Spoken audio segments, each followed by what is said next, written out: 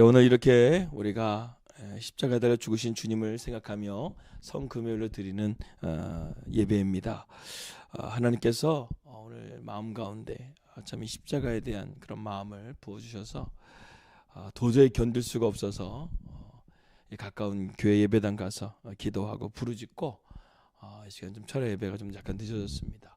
여러분, 오늘 이 밤은요, 우리가 쉽게 자서는 안 돼요. 우리가 편하게 있어서는 안 돼요. 여러분, 신앙생활을 왜 편하게 하려고 그래요? 신앙생활은 편하게 하는 게 아니에요. 나 자신을 채찍질하고 깨워서 내 영이 살아나는 거예요. 금요 철야가 왜 있는 거예요? 내가 편하자고 있는 거 아니에요. 하나님의 말씀 속에서 내가 이 시간 가운데 연단받고 깨달아져서 오늘 이 밤 가운데 은혜 받는 시간이 바로 오늘 금요 철야인 줄 믿습니다. 그래서 오늘 이 시간 가운데 우리가 편하려고 이 시간 예배드리지 말고 하나님 앞에 이 시간, 주님 나를 위해서 십자가도 달려 죽으셨는데 내가 오늘 이 밤 가운데 주님 간절하게 붙잡고 그 십자가의 사랑, 십자가의 은혜를 내가 깨닫게 해달라고 오늘 이 밤 가운데 간절하게 붙들고 기도하는 저와 여러분들 되시기를 주 예수 그리스도의 이름으로 축복합니다. 그 구원이 바로 여러분들과 저와 구원 아니겠습니까? 그런데 어떻게 오늘 그냥 보낼 수가 있겠어요? 적어도 오늘만큼은 우리가 좀 편한 것을 버리고 하나님 앞에 간절하게 기도하고 우리 자신을 처복종시켜 십자가의 구원의 기쁨을, 구원의 은혜를 내가 깨닫게 해달라고 기도할 수 있기를 바랍니다. 예수님은 겟세마네 동산에서 십자가를 위해서 물과 피를 흘리시며 간절하게 기도하셨습니다.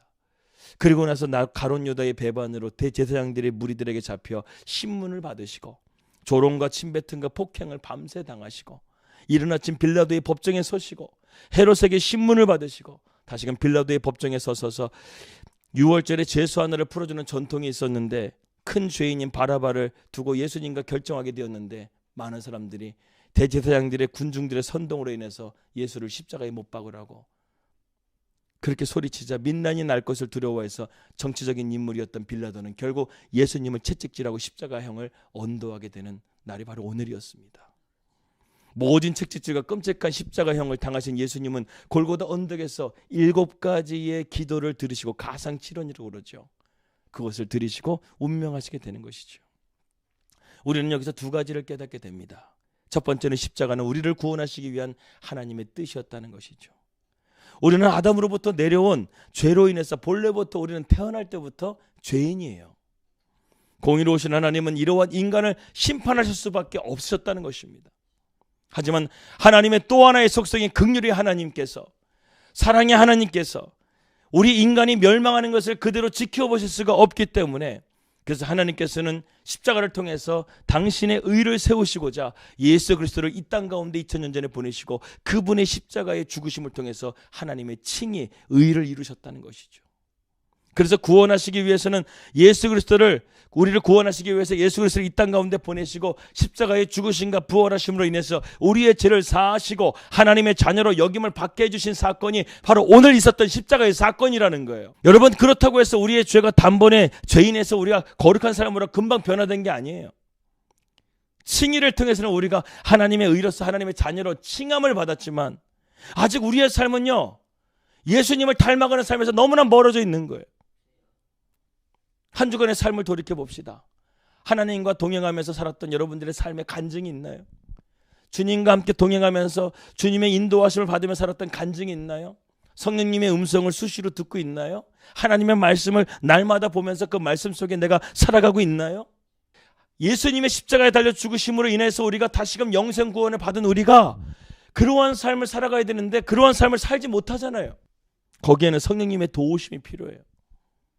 우리는 하나님의 칭의를 통해서 구원받았다고 한다면 이제는 성령님의 인도하심과 도우심을 통해서 예수님을 닮아가는, 하나님을 닮아가는 그 거룩한 삶을 우리는 나아가야 된다는 것이죠. 가장 기본 중에 기본이 바로 예배인데 오늘날 우리가 그 예배마저도 제대로 드리고 있냐 이거예요. 여러분, 여기까지가 십자가를 통해서 우리가 알아야 될 복음이라는 것입니다. 예수님의 십자가가 도대체 무슨 의미인지, 어떤 것인지 알지도 못하고 신앙생활 다니는 사람들이 얼마나 많은지 몰라요. 다른 이로서는 구원을 얻을 만한 다른 이름을 주신 일이 없다 하는데 오직 예수님만이 우리의 진정한 구원이라고 하는데 그것을 너무나 그냥 가볍게 여기고 상식적으로 여기고 이성적으로 여기고 내 믿음과 가슴으로 여기지 못하는 사람들이 너무나 많다는 거예요. 저희가 이번에 홍성으로 양문 침례교회로 청빙을 받아서 이제 4월 달에 가게 됩니다. 교회 이름이 너무나 좋아요. 양문. 복음적인 이름이죠. 요한복음 10장 7절에서 9절 말씀에 있는 내용인 것 같습니다. 그러므로 예수께서 다시 이르시되 내가 진실로 진실로 너희에게 이르노니 나는 양의 문이라. 나보다 먼저 온 자는 다 절도의 강도니 양들이 듣지 아니하였느니라. 내가 문이니 누구든지 나로 말미암아 들어가면 구원을 받고 할렐루야 또는 들어가며 나오며 꼴을 얻으리라. 이게 양의 문이라는 거예요. 예수 외에는 다른 구원의 문이 없다는 거예요. 그 외에는 이리요 도적이라는 것입니다. 오늘날 수많은 이단들이 있어요. 그들은 모두 자기가 구원자라고 말을 하고 있습니다. 자기가 예수라고 말하고 있어요. 여러분, 그들도요 처음에는 그렇지 않았어요. 그냥 어려운 가운데서 교회를 다니다가 갑자기 이 마귀의 유혹에 넘어간 거예요. 사람들에게 칭찬도 받고 기적도 일어나고 명성이 생기니까 자기가 나중에는 신이라고 말하는 거예요. 문선명이라든가 또 그리고 전도관의 박태성 같은 경우에는 정말로 죽은 자도 일으키고 병자들이 수많은 병자들이 나음을 얻고 막 그렇게 되니까 나중에는 자기가 구원자라고 착각을 한 거예요. 사탄의 유혹에 넘어간 거죠. 최근에 넷플릭스 스트리밍에 내가 신이다라는 그런 다큐멘터리 나오죠. 거기에 교주들이 나오는데 저는요 상식적으로 생각하고 이성적으로 생각해도 저런 신이라고 한다면 난 저런 신이라고 한다면 나는 종교를 믿지 않을 것 같아요. 저런 교주를 믿는다고 한다면 나는 정말 종교를 갖지 않을 것 같아요. 그런데 그러한 사람을 정말로 인간 이하 저질적인 그러한 사람들을 신이라고 믿고 구세주로 믿어가지고 수많은 사람들이 거기에 매혹돼가지고 젊은 청년들이 거기에 유혹돼가지고 빠져나오지 못하고 있는, 그리고 막 자녀 막 어떻게 이단들 안에서 막 빠져나가려고 하니까 막 죽이기도 하잖아요. 예? 그런 무서운 곳에 들어가가지고 헤어나오지 못하는 것을 보게 되면서 얼마나 안타까운지 몰라요. 여러분, 말세의 시대에 우리는 믿는 것도 중요하지만 우리가 바르게 믿는 것이 중요하다는 거예요.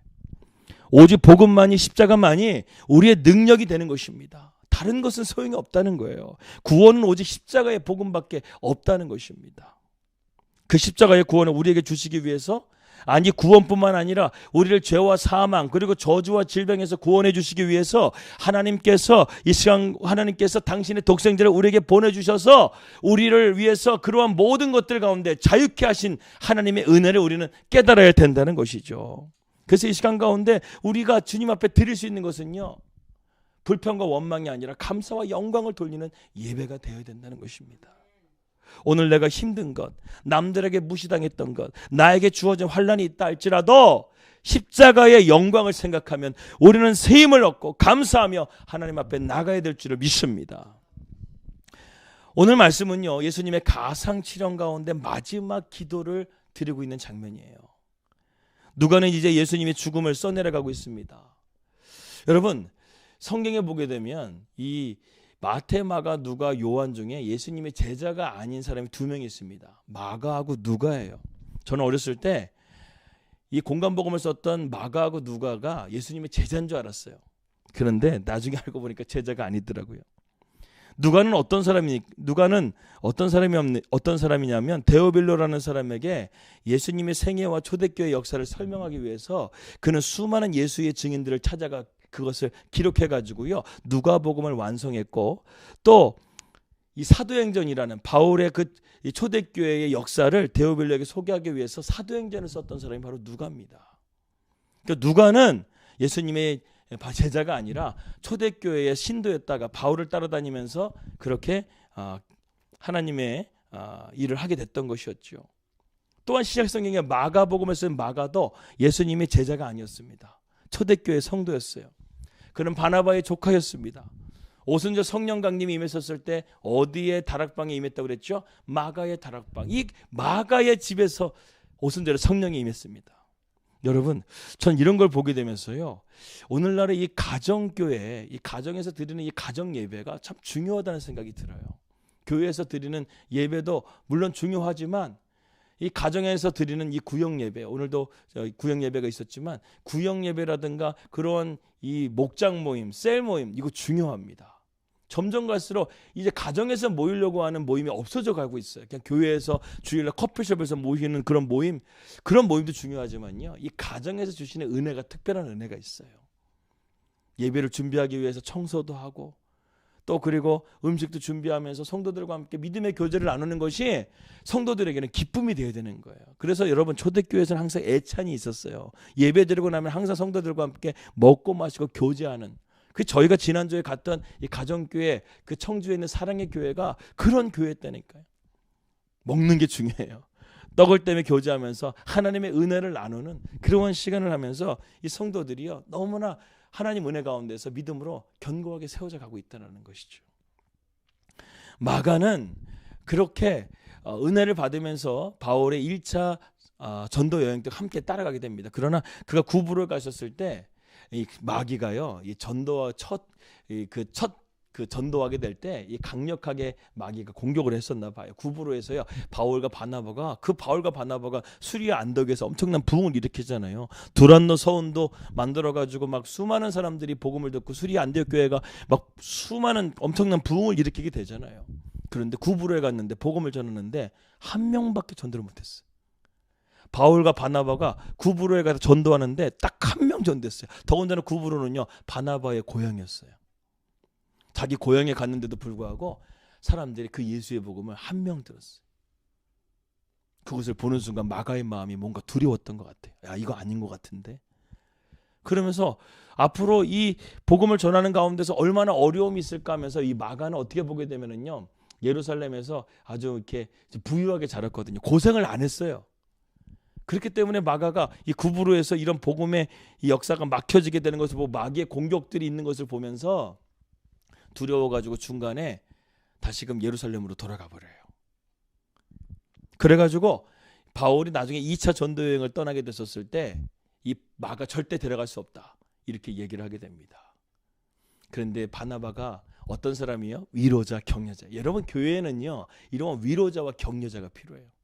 비록 낙심하고 넘어졌다 할지라도 권면해주고 또 격려해주고 위로해주면서 그 사람을 잘 세워가게 되면 나중에 마가가 어떻게 되죠?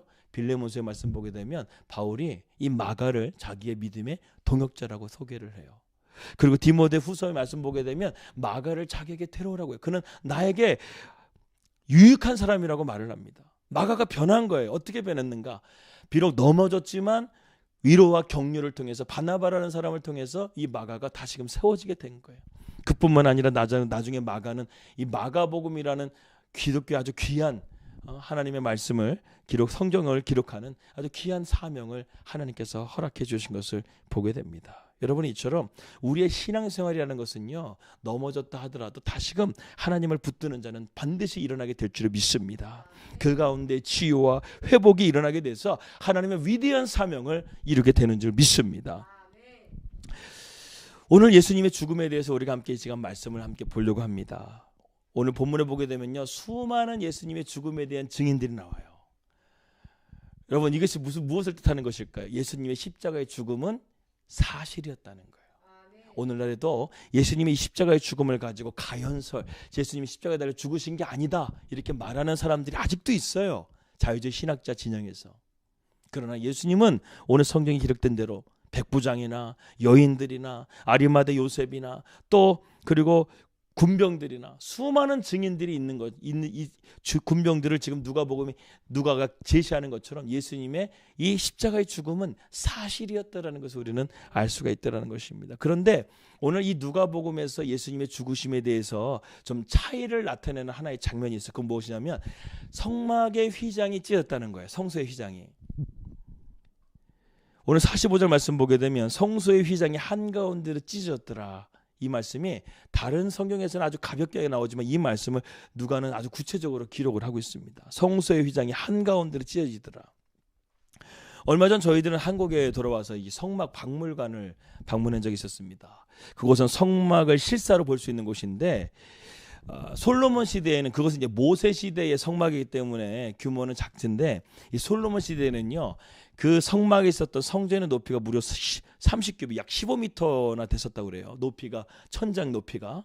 그런데 헤롯 시대 때는 헤롯이 이 솔로몬보다 더 크게 짓고 싶어서, 오늘날도 마찬가지고 옛날도 마찬가지예요. 건물을 높이 짓고 싶어 하는 게 우리 인간의 마음인 것 같아요. 바벨탑처럼.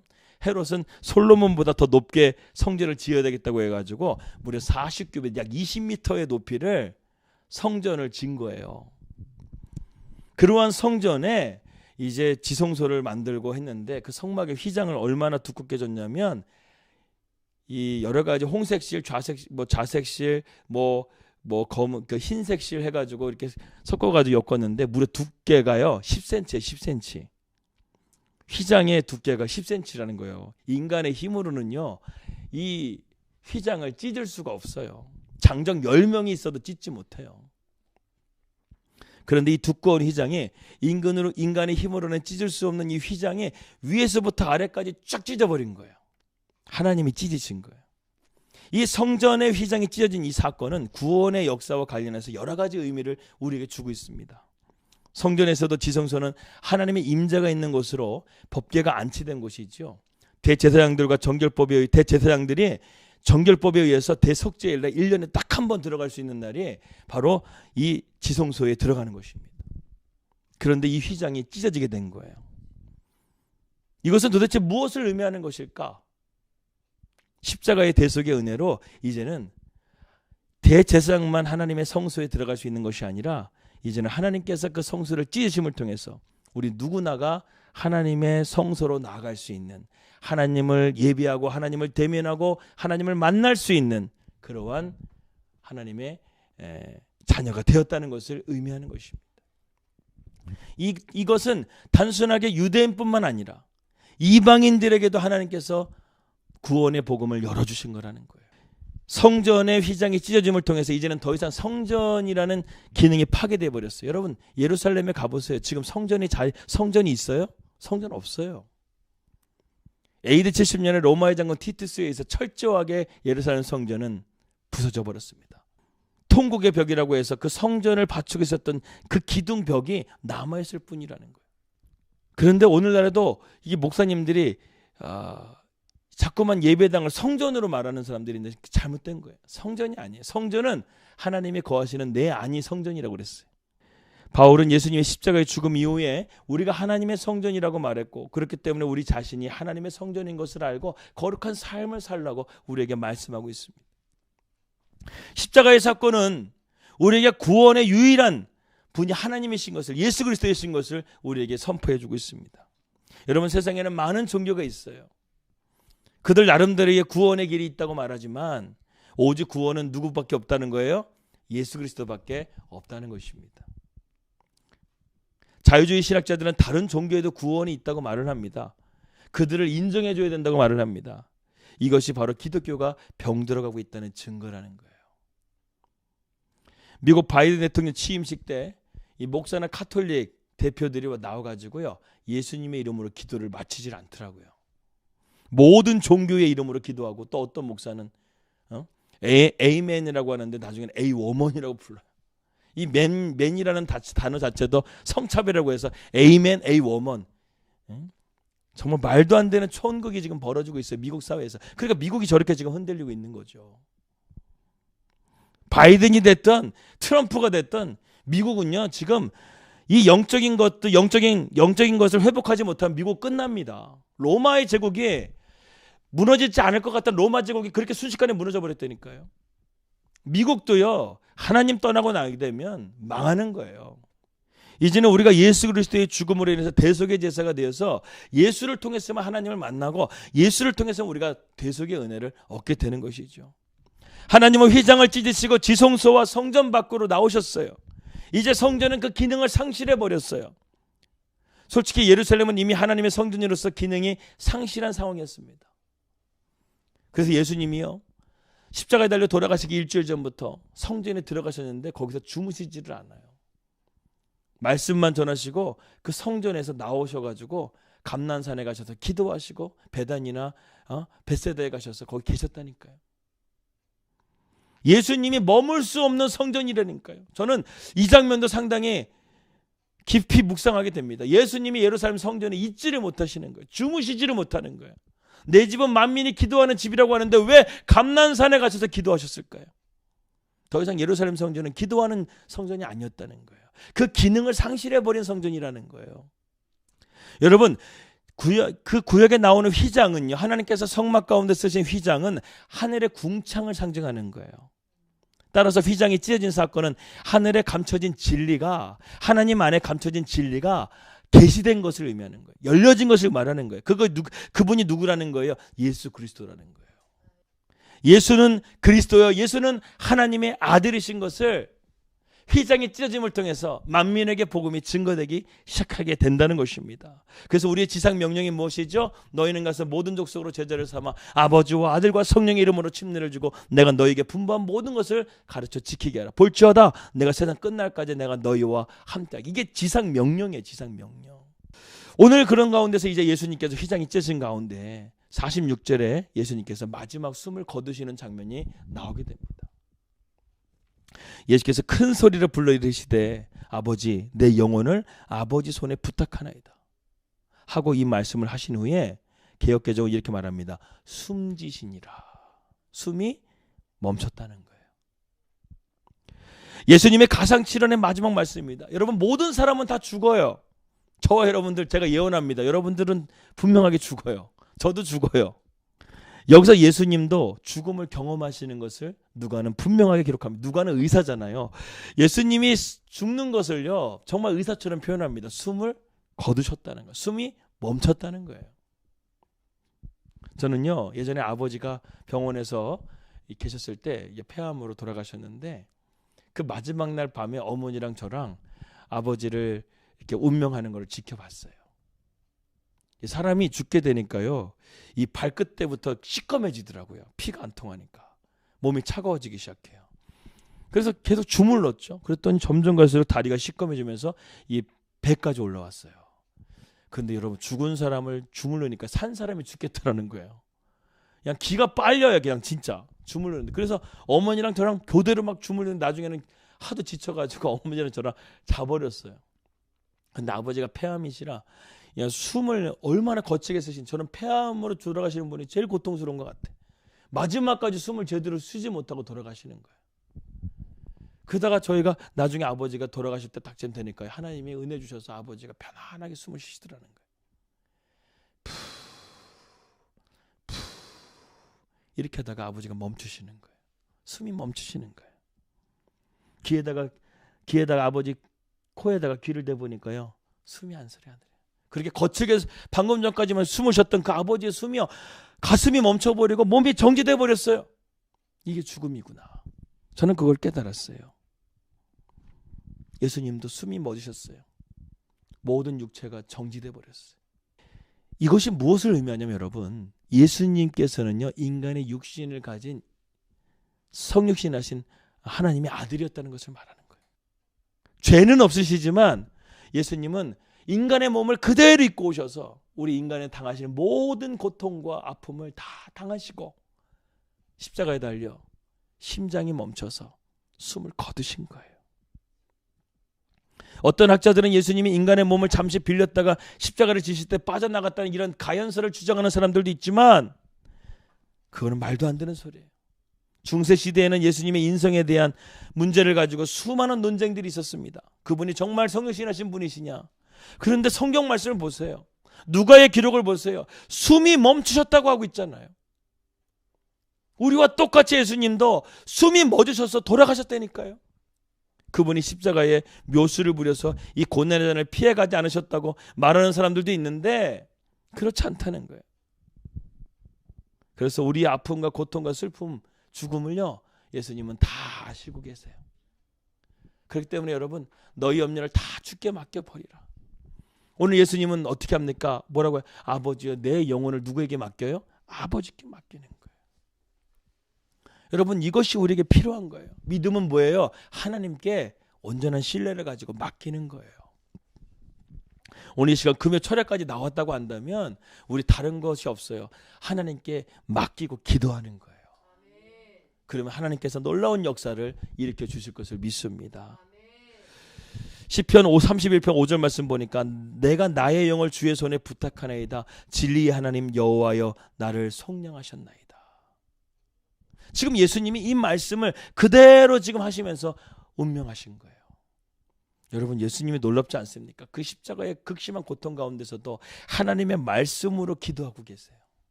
여러분, 이것이 우리에게 필요해요. 우리 안에 말씀이 새겨진다는 것이 무엇입니까? 마치 자판기처럼 누르면은 바로 말씀이 튀어나오는 거예요. 내 생명의 마지막 호흡이 끝나는 그 순간까지도 하나님의 말씀을 붙들고 하나님께 모든 걸 맡기고 갈 수 있는 그런 저와 여러분들이 되어야 되지 않겠습니까? 예수님은 철저히 겸손의 왕으로 오셔서 아버지의 뜻에 순종하셨고 하나님의 나라를 실현하셨고 수치와 고통의 십자가를 이긴 아들의 그 모습으로 하나님께서 하는 십자가에 달려 돌아가심을 통해서 우리를 속죄하시고 구원의 길을 열어주셨다는 거예요. 이 광경을 지켜본 이제 증인들이 나오기 시작합니다. 첫 번째가 백부장이에요. 여러분, 백부장은 믿지 않는 사람입니다. 예수님의 죽음과 이 기이한 자연현상을 그대로 지켜봤는데 예수님을 의인으로 인정하는 거예요. 이 사람은 진정한 의인이었다는 거예요. 여러분, 놀랍지 않습니까? 많은 군중들은 예수님의 기적을 보고 귀신이 쫓아나가는 걸 보고 죽은 자를 살리는 것을 보면서 예수님을 믿었는데 이 어떻게 백부장은 예수님이 이렇게 비참하게 십자가에 달려 죽으시는데 그 십자가를 보면서 하나님의 아들이었다고 의인이라고 인정하고 있는 거예요. 여러분, 여기서 신앙의 진짜가 차이 납니다. 진짜 신앙은요, 십자가를 인정하게 될 때 진정한 구원, 진정한 하나님의 자녀가 되는 거예요. 기적을 보고 어떠한 은혜를 받아가지고 내가 하나님을 믿게 됐다, 이거는 좀 점검해 봐야 돼요. 여러분, 하나님이 나에게 축복해줘가지고 내가 예수님 믿게 됐다, 이거는 점검해 봐야 돼요. 왜냐하면 믿음은 십자가를 통해서 오는 거거든요. 그것을 통해서 내가 십자가 앞으로 나아가서 그 십자가 앞에서 내 죄를 회개하고 주님을 인격적으로 나의 하나님을 하고 내 안에 모시고 그분을 믿고 살아가겠다고 결단하는 그 믿음 가운데서 성령께서 그러한 마음 가운데 감동을 부어주시고 성령께서 은혜를 부어주시는 가운데 내가 진짜 거듭나게 되는 그런 경험을 하게 되는 것인데, 하나님이 내게 축복해 주셨다고요? 예? 나를 부유하게 해주셔서 나의 병을 고쳐주셔서, 여러분, 그것으로는요 정말 내가 예수로 변화된 삶이라고 말할 수 없어요. 십자가를 통과하지 않는 믿음은 또 믿음이 아니에요. 백부장을 보세요. 백부장은 예수님이 채찍질 당하는 장면, 그 다음에 군중들에게 저 사람을 십자가에 못 박으라 이런 비난받고 조롱받는 그런 모습들을 백부장은 다 봤어요. 우리가 볼 때는 저 사람은 정말 죄인인 것 같아. 그 죄인에게 어떻게 의인이라고 말할 수 있겠어요? 근데 백부장이 예수님이 십자가에 달려 죽으시는 모든 과정을 지켜봤던 백부장이, 그리고 오늘 빛이 어두워졌다고 그랬죠. 이런 모든 자연현상과 모든 것들을 볼 때 이 사람은 죽을 사람이 아닌 거야. 이 사람은 죄인이 아닌 거야. 이 사람은 도대체 무엇 때문에 십자가에 달려 돌아가신 것인가? 예수님의 그 기도를 보면서 백부장은 나른 거예요. 아, 이 사람은 정말 의인이었구나. 여러분, 오늘 저와 여러분들이 이런 눈이 열려지길 바랍니다. 세상적인 부귀와 영화를 통해서 내가 예수님을 믿는 것으로는 절대 우리의 눈이 열려지지 않아요. 십자가를 바라봐야지만 내 눈이 열리는 줄 믿으시기 바랍니다. 우리 모두 십자가를 통과해야 될 줄 믿습니다. 그 다음에 어떤 사람들이 나오냐면 가슴을 치며 돌아가는 유대인들이 나와요. 저는요, 이 묵상을 하면서 여러분, 이 가슴을 치면서 하는 경우들이 어떤 경우들이 있을까요? 기본적으로 학자들은 말합니다. 예수님이 십자가의 죽음을 보는 순간 자신들이 틀렸구나, 자신들이 의인을 죽인 것이구나 생각하면서 탄식하며 내려갔다고 되어져 있는데, 제 생각은요, 오늘 아침에 묵상을 하는데 또 한번 다르게 한번 생각을 해봤어요. 아마도 그들은 설마 예수님께서 마지막까지 인간적인 그 육신의 모습으로 해가지고 십자가에 달려 내려와가지고 많은 사람들에게 기적을 보여주지 않을까. 그래서 내가 너희들의 메시아다 하면서 막 하면서 영웅이 되지 않을까, 이런 것들을 내심 기대하고 있지 않았을까 하는 생각이 듭니다. 그런데 마지막까지 예수님이 그러한 모습은 보이지 않고 연약한 모습으로 십자가에 달려 죽는 것을 바라보면서 그 자기들의 마지막 기대가 끝난 거예요. 그래서 이렇게 가슴을 치면 내가 저 사람을 내가 믿고 있었을 때까지 믿었다니. 그렇게 하면서 한탄하면서 내려간 것은 아닐까? 또 이렇게 해석을 해보게 됩니다. 가슴을 쳤더라는 거. 도대체 무슨 의미일까? 여러분들 한번 생각해 보세요. 다음으로 예수님의 죽음을 복격했던 사람들은 여인들이 있었습니다. 오늘 누가는 그 여자들을 예수를 아는 자들이라고 표현하고 있습니다. 예수를 아는 자들이라고 한다면 십자가의 주님을 끝까지 붙드는 그러한 자들이었다는 것이죠. 그래서 여인들은요, 예수님 그 목숨을 각오하고요, 그 십자가에 달려 죽으신 돌아가시는 그 가운데서 예수님의 곁을 누가 지켰어요? 여자들이 지켰어요. 여자들이 지켰어요. 49절 말씀 보니까 예수의 아는 자들과 및 갈릴리로부터 따라온 여자들도 다 멀리 서서 이 일을 보니라. 여기서는 자세하게 설명하진 않지만 이 사도행전에 보게 되면 누가는 이 여인들을 통해서 예수님의 십자가의 부활의 복음이 널리 증거되었더라고 누가는 기록하고 있습니다. 그래요. 이만큼 확실하게 예수님의 십자가의 죽음을 목격한 증인들이 있었다는 거예요. 또 다음 증인은 누굴까요? 아리마대 요셉이 있습니다. 그는 예수님의 장례를 준비한 사람이죠. 예수님의 십자가에 달려 죽은 것을 보고 그의 시체를 달라고 했었습니다. 여러분, 이때 우리가 패션 오브 크리스트 보게 되면 그 장면이 생각나게 되죠. 어떤 장면이 생각납니까? 예수님이 십자가에 달려 죽으신 가운데서 그 죽음을 확인하기 위해서 옆에 있는 두 강도들은 이 몽둥이를 가지고 무릎뼈를 쳐가지고요, 그것을 무릎을 부르트려가지고 숨을 못 쉬게 해서 기도가 막히게 해가지고 죽게 합니다. 근데 예수님이 이미 죽으신 것을 확인하자 백부장이 어떻게 하죠? 창살을 주면서 그 군병들에게 창을 꽂아가지고 심장까지 그걸 정확하게, 그들은 전문가잖아요. 심장까지 꽂아가지고 죽음을 확인하는 거예요. 그때 뭐가 나와요? 물과 피가 터지는 거예요. 그렇게 하면서 예수님의 죽음을 확실하게 했다라는 것이죠. 그런 가운데서 아리마대 요셉이 예수님의 시체를 달라고 요구합니다. 여기서도 우리는 숨겨진 제자를 발견하게 되죠. 아리마대 요셉은 사내들이 공의원이었고 백성들에게 존경받는 사람이었는데 예수님의 시체를 달라고 하는 것은 무엇입니까? 유대인들의 공공의 적이 되는 거예요. 대제사장의 공공의 적이 되는 거예요. 그럼에도 불구하고 아리마대 요셉은 예수님의 죽음을 보면서 그는 깨달았던 거예요. 그도 저분은 정말 우리의 메시아였고 하나님의 아들이었고 이사야 말씀과 같이 고난받는 종으로 이 땅 가운데 오셔서 우리를 위해 대속하신 하나님의 아들이신 것을 그는 깨달았다는 것이죠. 안식일이 시작될 무렵에 저녁쯤에 지금 이 시간대죠. 요셉은 사용한 적이 없는 새 무덤에 예수님 시신을 넣고 장례를 서둘러 마무리합니다. 그리고 마지막은 갈릴리에서부터 예수님과 함께했던 여자들이 무덤을 찾아옵니다. 누가는 이 부분을 오늘 이렇게 우리에게 세세하게 기록하는 것은 예수님의 죽으신 것이 확실하다는 것입니다.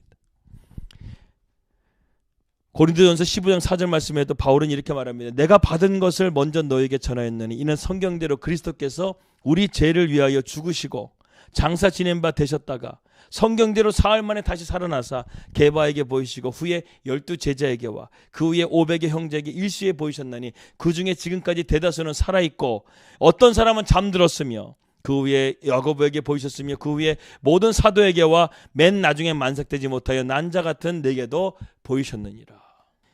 이처럼 누가는 많은 증인들을 통해서 예수님의 십자가의 대속의 죽음을 확실하게 생생하게 증거하고 있습니다.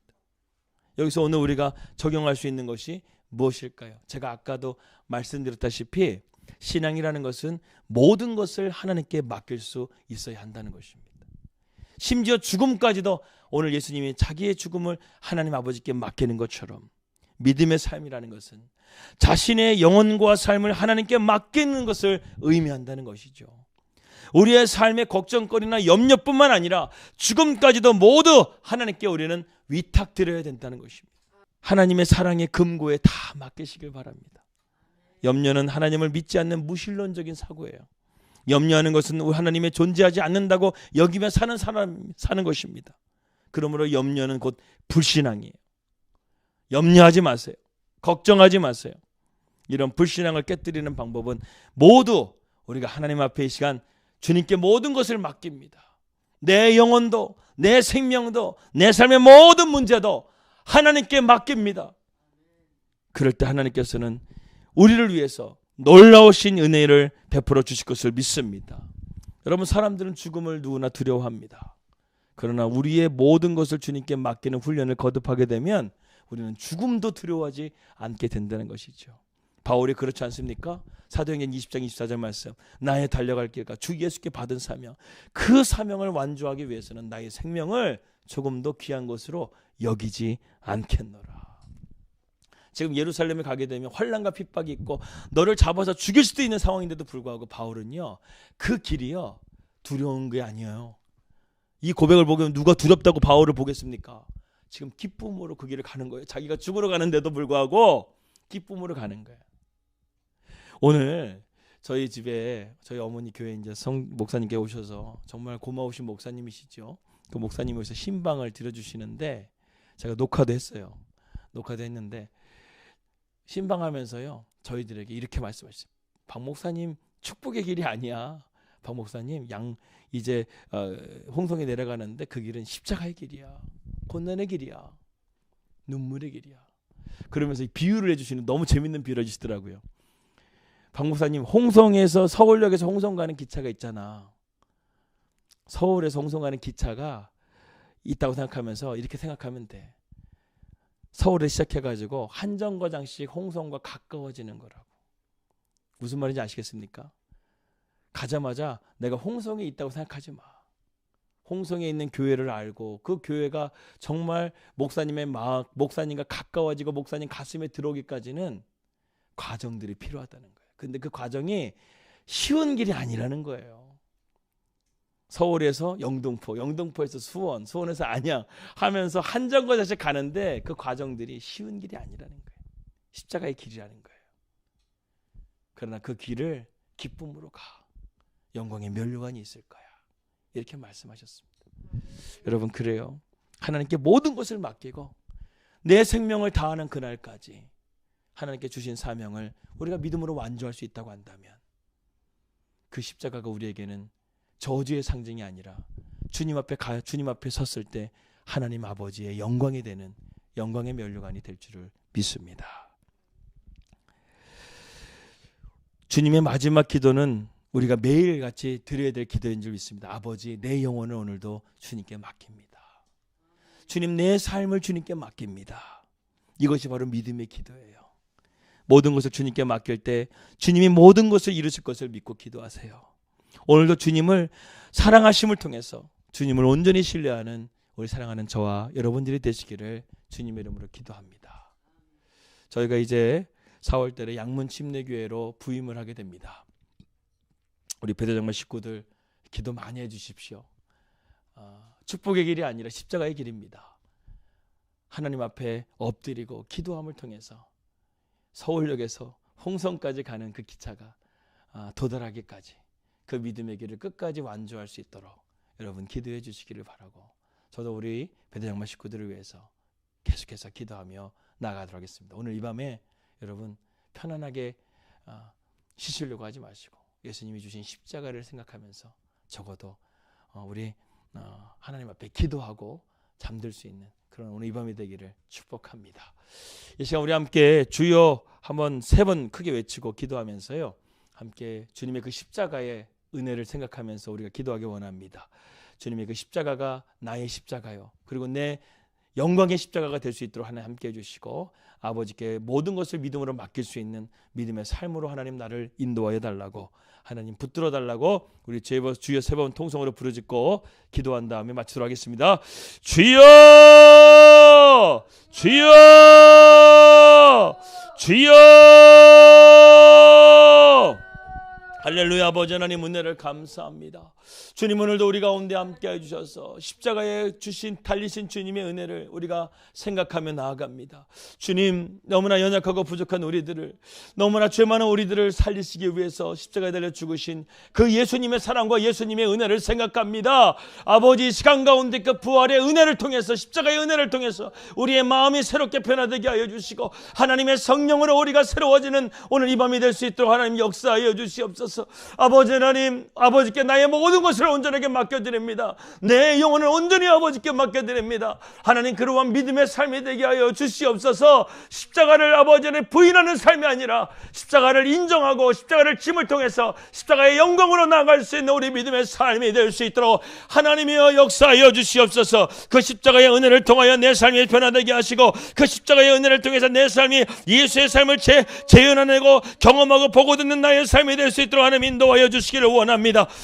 하나님 아버지, 그러한 인해서 우리가 아버지 하나님 우리의 삶이 변화되게 하여 주시고, 우리의 삶이 아버지 영적으로 각성하게 하여 주시며, 아버지 나의 삶이 변화되고 가정이 변화되고 사회가 변화되고 나라와 민족이 변화되는 놀라운 역사가 있게 하여 주시옵소서. 아버지, 십자가의 능력을 상실한 한국교회를 주의 불쌍히 여겨주시고 십자가의 능력을 회복하여 한국교회가 될 수 있도록 인도하여 주시옵소서. 아버지, 우리의 삶의 모든 불안과 염려를 주님께서 물리쳐 주시고 그 염려와 불안을 이겨낼 수 있는 믿음을 우리에게 허락하여 주시옵소서. 그것이 십자가입니다. 그것이 십자가의 능력입니다. 그것이 십자가의 소망입니다. 하나님, 우리가 그러한 은혜를 받아보며 믿음의 역사를 바라보며 예수의 삶과 예수의 능력을 우리가 온전하게 의지할 수 있도록 하나님 붙들어 주시옵소서. 오늘 이 밤 가운데 그 십자가의 은혜가 부어질지어다. 오늘 이 밤 가운데 어둠의 권세가 떠나갈지어다. 죄와 사망과 저주와 질병은 떠나갈지어다. 더러운 귀신은 떠나갈지어다. 아버지, 사랑하는 자의 영혼이 잘되고 범사가 잘된 것 같이 내가 강건하기를 원하노라. 아버지 하나님, 주여, 그러므로 우리 주 예수 그리스도 하나님의